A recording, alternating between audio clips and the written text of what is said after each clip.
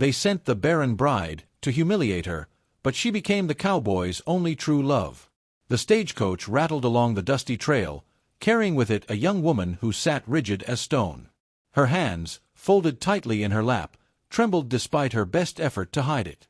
Anna May Carter had learned long ago how to hide trembling, how to tuck away her fear, her shame, and the whispers that had followed her ever since she had been branded with that cruel word, barren. Her own kinfolk had arranged it. Sold her off, she thought bitterly. Not for money, no, they hadn't wanted her worth in coin. They had wanted her out of sight, far away, so her presence wouldn't cast a shadow on the family's name. They'd told the rancher in Red Rock that she was sturdy, obedient, and in need of a husband. They hadn't told him the rest, that she was the daughter whispered about in church pews, the one no man in her town would take because the midwife had once told her she'd never carry a child. The name stuck. The Barren Bride. It was meant as mockery. A cruel joke to send her out west where a lonely cowboy waited for a wife, thinking he'd been dealt a blessing, when in truth he'd been given the woman everyone else had scorned. Caleb Turner waited at the station that afternoon, hat tilted low, the sun carving gold along his broad shoulders. He was a quiet man, most called him reserved, and he liked it that way. His ranch stretched wide and wild, and though he had men working under him, the house at the center of it all was empty. He didn't marry young like most had. He'd seen too many quick loves turn to quick heartbreaks, and so he kept to himself. Until the silence of the prairie nights began to gnaw at him. Until he admitted that even a man with steady hands and a full herd could feel the weight of loneliness. That's when the letter came, a chance to take a bride. When the stage stopped and Anna May stepped down, Caleb felt something in him pause. She wasn't tall, but she carried herself like she bore the world on her shoulders. Her eyes, gray with a storm tucked inside, met his only for a second before she looked away. "You must be Anna May," he said softly, removing his hat.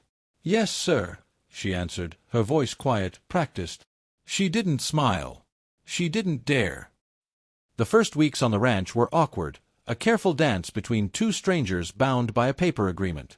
Caleb was gentle in his manner, never raising his voice, never demanding more than she could give. He'd show her the kitchen garden, ask if she liked roses, and she'd nod without a word. At supper, he'd try to coax her into stories of her hometown, but she only ever gave short answers. What puzzled him most was the way she carried shame without anyone having put it on her here. No one in Red Rock knew her past, yet she moved through his home like she was already judged, already sentenced. One evening, as the sky bruised purple with twilight, he found her sitting alone on the porch. She was sewing, though the stitches were uneven, as if her hands shook too much. "You're mighty quiet," Caleb said, leaning on the railing near her. "I've been told it's better that way," Anna May whispered, eyes fixed on the needle. "By who?" She didn't answer, only pressed her lips tight. It wasn't until a trip into town that Caleb caught the first hint of what haunted her. A letter had been sent ahead by someone, perhaps kinfolk, perhaps an old neighbor, warning the townsfolk of who she was. He found two women in the mercantile whispering as Anna May passed by, words sharp as knives. "Poor thing. Can't give him children. Imagine, a bride who can't give a man an heir." Anna May had heard it too. She flinched but kept walking, clutching the sack of flour as if it could shield her. Caleb's jaw tightened. He said nothing then, but later, when they rode back in the wagon, he finally spoke. "Anna May," he said, voice steady but firm, "you mind tellin' me what those women meant?" Her hands twisted in her skirt. Shame colored her cheeks. "It's true," she murmured. "I can't. I was told long ago I'd never bear children. My family never let me forget it. They sent me here so I'd be someone else's burden. I thought, maybe you didn't know yet. Maybe you'd send me back when you did." The raw honesty in her voice cracked something in him. Caleb slowed the horses, turning to face her fully.